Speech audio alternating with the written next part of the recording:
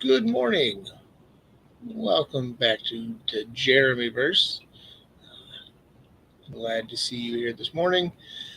Today's discussion is going to be homebrew. Basically, if you're not familiar with homebrew, it's taking content and just making our own. It's one of my favorite things to do with role playing games.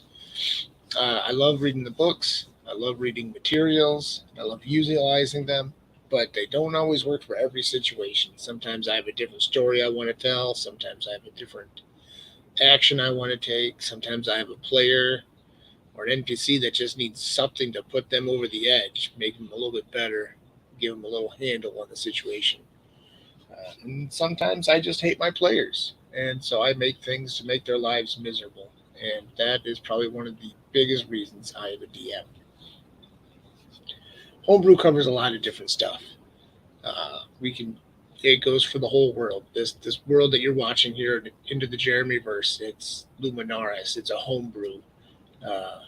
Alex and I kind of came together with a topic of what's a cool idea for a world that's always changing. We put in the elementals, we put in the shifting attributes of the world itself. The ground, the world is changing. Uh, it's kind of fun. That's one of the reasons I really get into role playing. Like I said, is I like making the worlds. Sometimes it starts off with what would it look like if this was happening. My Wednesday night campaign, that one, they play in a world called Helpool, which means half globe or half sphere, kind of like the half world. And I kind of played with the concept of what happens on a globe for a fantasy world if the top half is just kind of missing. And I thought it was just like kind of a done thing at first, sailors going to the edge of the map, edge of the world, and falling off in the ocean. Like, where does that ocean go? Is it kind of like the Marvel universe with Asgard, where you just kind of drop off into space? So I kind of came up with this map where the oceans just kind of fall back into the world. They fall over the top and then come back out the bottom, refreshed, restarted, renewed. So I like worlds are pretty cool. For Luminaris, like we said, we wanted to do the Titans roaming around, the various elementals. We didn't have a whole world planned out. We had an idea, and we kind of wanted to run with it. As you go along on these things, you kind of stop and figure out where things are gonna fit in, where they're gonna work out. So like we haven't really played with the races of Luminaris yet. Everybody, we still got our dwarves, halfling, gnomes, goblins. All your standard races. Anything in like 3.5. Uh, but I'll guarantee we're gonna start throwing in some weird stuff, some homebrew stuff. We've already talked about that. Where it takes a concept kind of like merfolk. Where, everybody has a pretty good idea of merfolk. Even if it's just in your head how you see it. But we'll we'll expand ours a little bit here. Perhaps our merfolk don't have tails. They've got like fins on the back of their legs, or even just like fins on the top half to swim, and they just steer with their feet.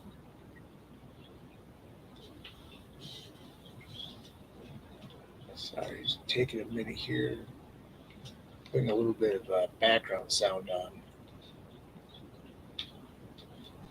There we go. We'll go with this one.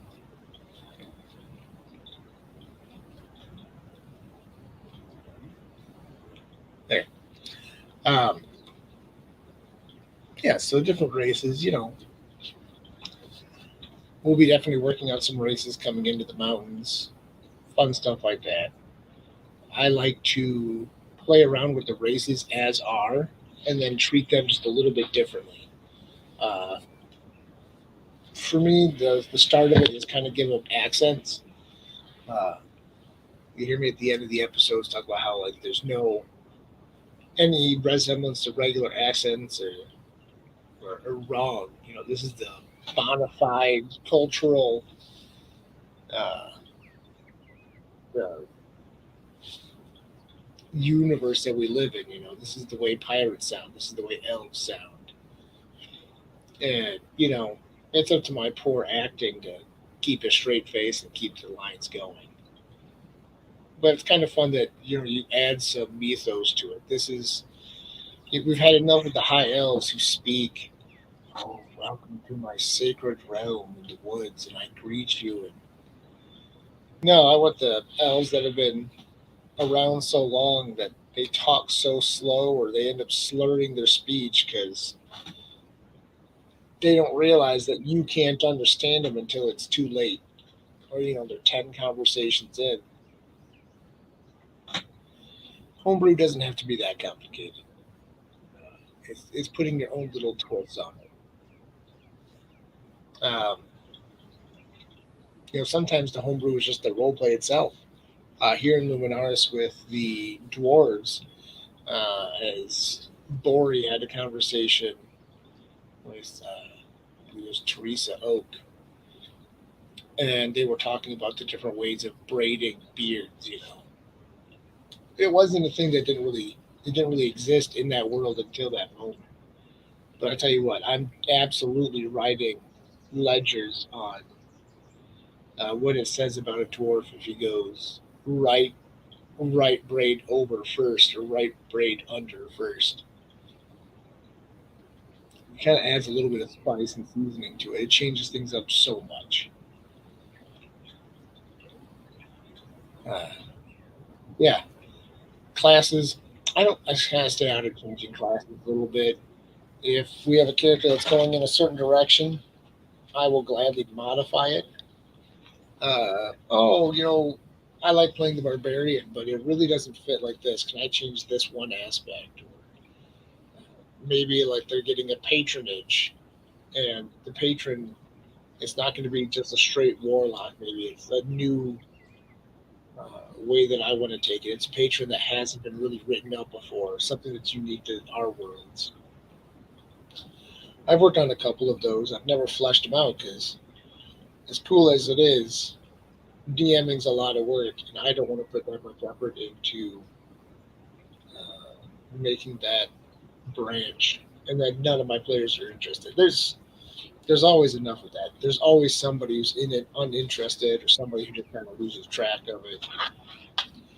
No matter how much we build, the players in the world will never see the full amount of it.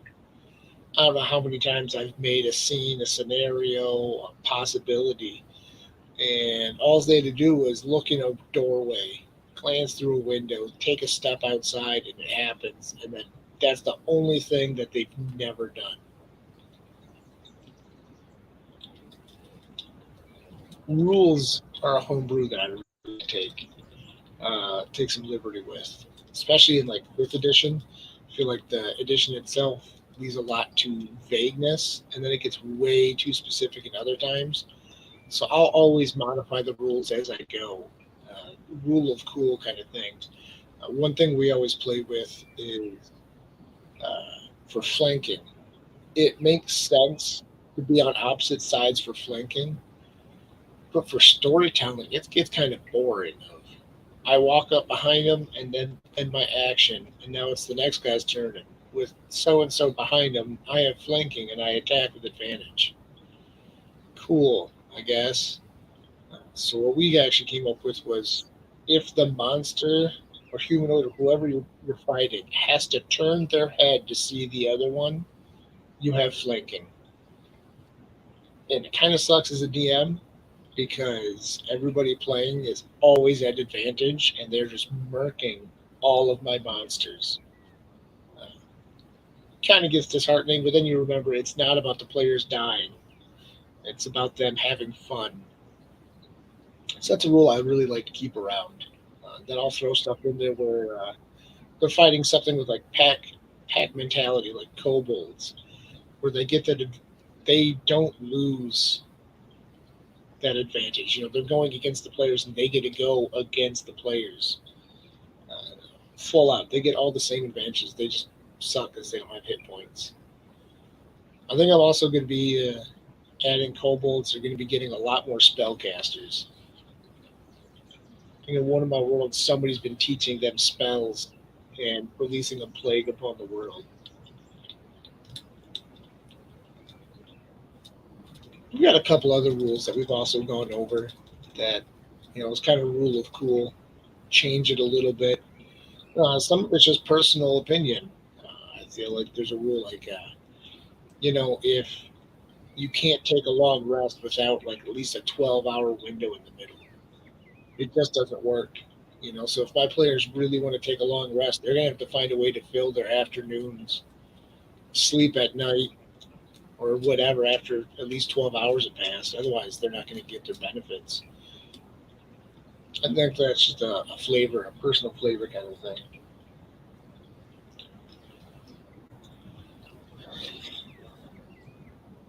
Monsters are something that I love to homebrew. I like to have an idea for an encounter. We've talked about them on here before. Zombie squirrels. I had this idea of my players getting to the end of this cave system, and it's kind of worked. There's some stone working. It clearly wasn't finished. It was half done, half completed, like just kind of abandoned. And as they go, they kind of find out it was done by this necromancer. It was his secret lab where he was trying stuff out. And they get to the very end, and they see this raised pedestal in the far end of the room, and on it is like the skeletal branches of a tree. And it's glowing green.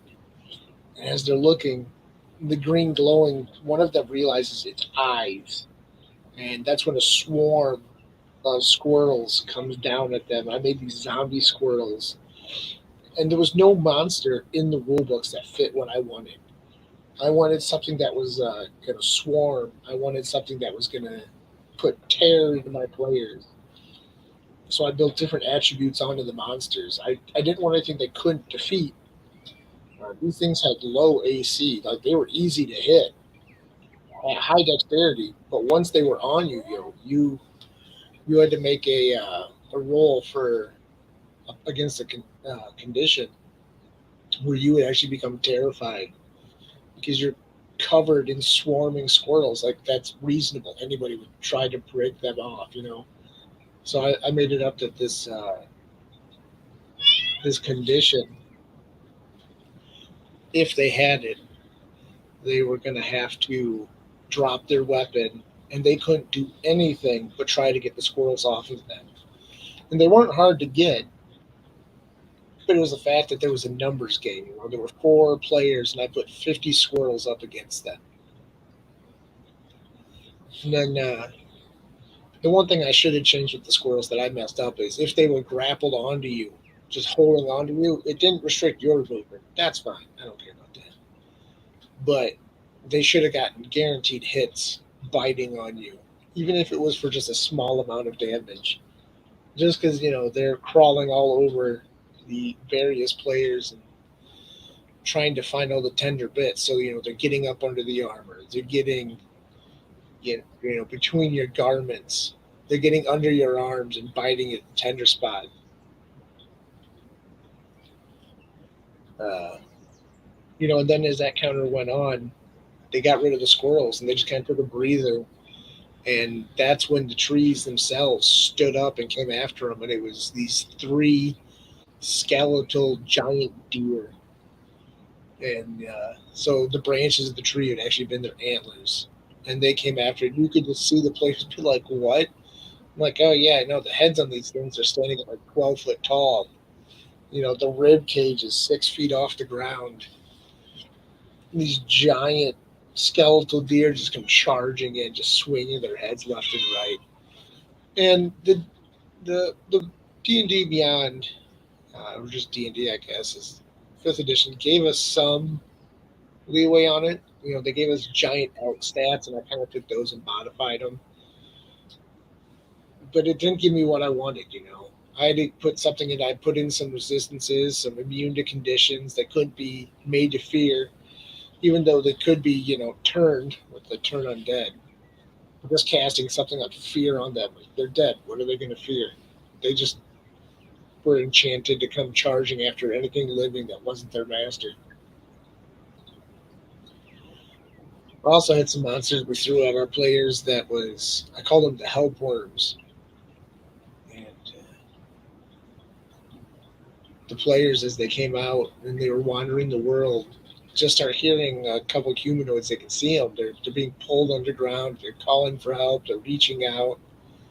I think as I set the scene, they were also being harassed by wolves. And as the players came out and started attacking the wolves lost their nerve and ran off. And the players decided to help out the the people that they saw. Threw a rope to one of them, and the person grabbed the rope and then lifted 30 feet up into the air because it was actually on the top of a giant centipede, which immediately began to attack the team. Gave it a couple of bite attacks, gave it a couple body slams where it could just throw itself into people to knock them over. Gave it a pretty decent grapple check too, so the human portion on top, kind of like an anglerfish, except it could actually grab onto you and lower you down to the mouth. They are beautifully terrifying. I loved them. Every moment of writing those up was fun. It's easy though to look at it and just make them overpowered. One thing I like to do when I'm homebrewing stuff like that is go over the stats and just kind of think of what makes sense. Is it going to be dexterous? Yeah, all right, let's give it some big dexterity. Is it going to be strong? Probably, it's pretty big. Decent constitution, but is it going to be wise? Is it going to be intelligent? No, not really. I'll drop some of those stats. Uh, I gave it an okay charisma because for a monster like that, the help worm, the help me portion of it needs to be charismatic. But I kind of played it that once it was revealed what it truly was, that charisma bonus went out the window.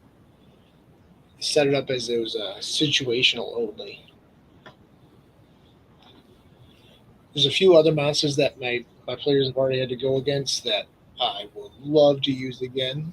One was I took some ochre jellies, just oozes, right? And I made it so instead of creeping through the walls and coming down like into the room, the floor was covered in them, and it looked like a sandy floor as they went through this cave system. But as soon as they stepped on them, the ochre jellies actually had a zone of silence on them. So suddenly, none of my spellcasters could cast spells. They couldn't call for help. They couldn't warn each other. Because if you use slashing or lightning damage on an ochre jelly, it actually splits in half. It becomes two monsters. When I did that, it had the potential to be doing something like 500 damage around if all of them attacked and landed their attacks and got max damage, which was insane. I ended up neutering them down a little bit, which kind of sucked because at the end of the fight, they definitely got romped on without doing a whole lot of damage themselves. But it was a good time for the players to kind of get oh crap, what's going on? This was a fight we didn't expect to win so easy, or we were thinking we were going to die coming out of this.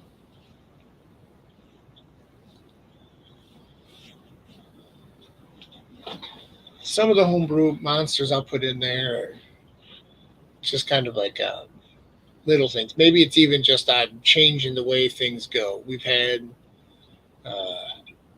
Will o' the Wisp that they were fighting that were actually calling out to quicklings to kill things so that they could come in and just harvest the last little HP that the whatever players had, or even if it was just like another creature that was lured in.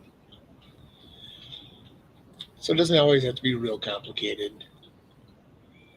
One of my favorite things, though, is items. I love homebrewing items. This is one where it's kind of disappointing as the DM because we put a lot of thought and time into it and be like, here's my precious baby. take care of it, and then they'll use it for something that you never expected. And it's like, well, I guess I put it out there.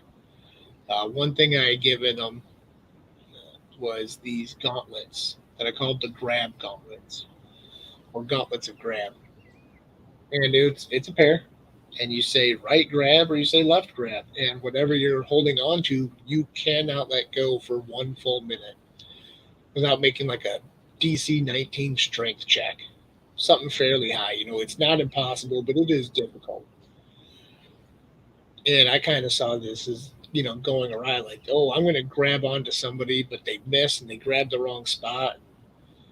Now they're holding somebody's hand for 1 minute, or they're holding on to teammates' arm for 1 minute during a fight.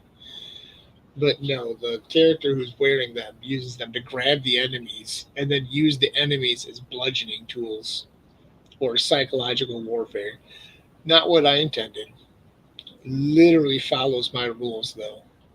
It makes it very interesting. I also gave him one that was a scrying rings. It's a pair of linked rings that you put on your thumbs. And then in front of you, you kind of hold your hands up and make a box out of your index fingers and your thumbs. And whatever you see out between those rings can actually get transferred to a scrying device. So if somebody wants you to hey, go scout this out and tell me what you see, you can go out and show them in real time what you're seeing. And the first people to get a hold of a pair of these rings split them up and said, they're friendship rings. You take one and I'll take one. This way, neither of us, gets done dirty on the price.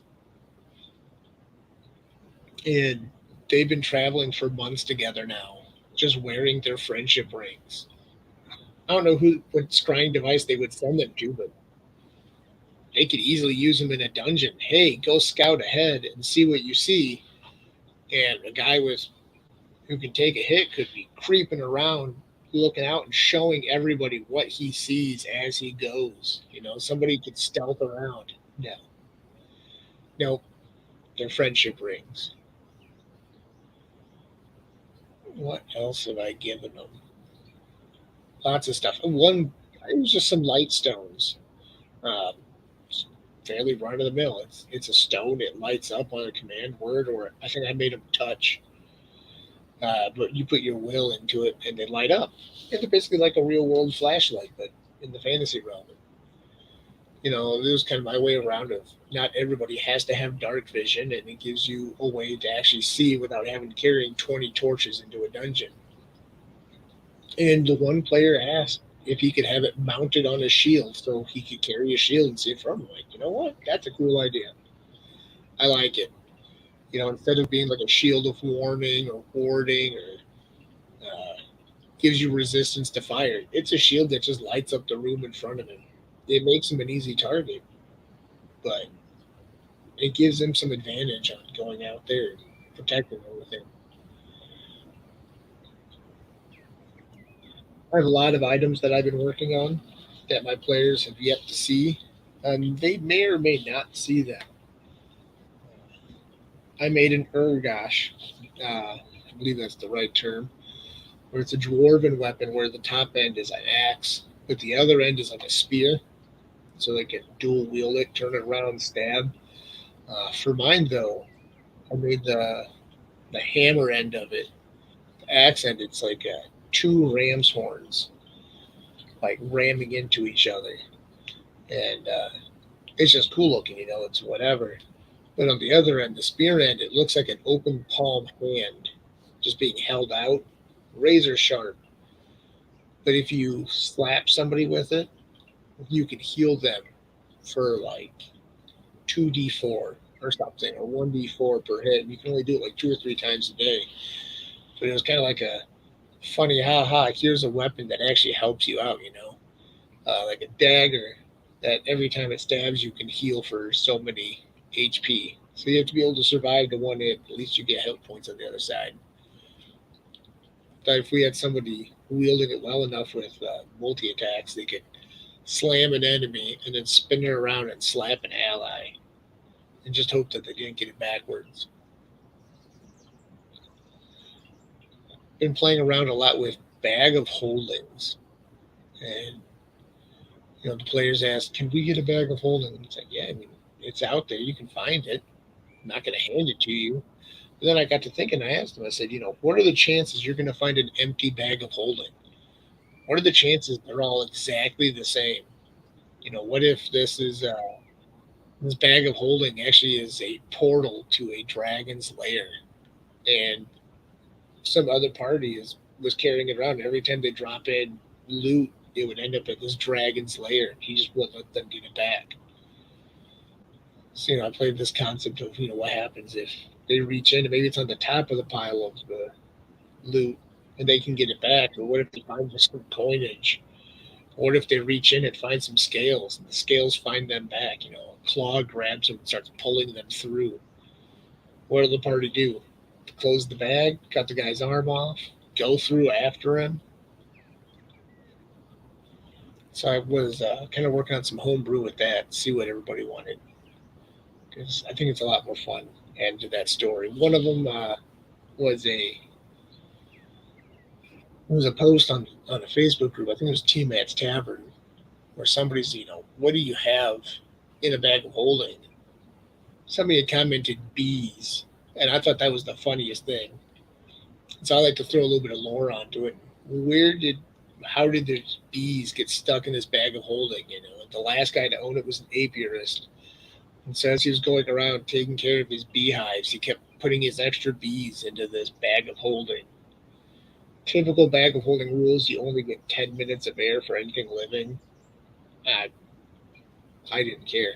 I think the rule of cool is going to win out on this one, where every so often, like, there's a chance, rolling a percentage die. Anytime it's a 10 or a 20, it releases a swarm of bees into the players.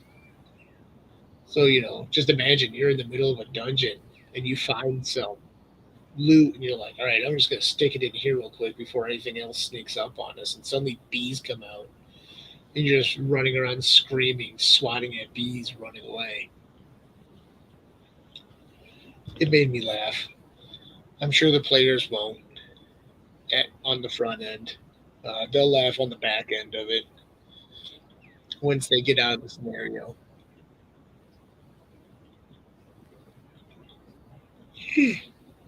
Excuse me, I'm kind of tired this morning. I think we're going to kind of wrap it up there. We'll leave some stuff for the next time. I always have homebrew. I have books and books and books. I've been working up new dungeons, new concepts for dungeons. I have probably 10 small pages, but 10 pages written out of, you know, this would be cool as a dungeon. What if it's a dungeon where the walls keep shifting and it keeps kicking you out? No matter how much you map it, it shifts just enough that whatever turns you're taking, it just sends you right back to the outside.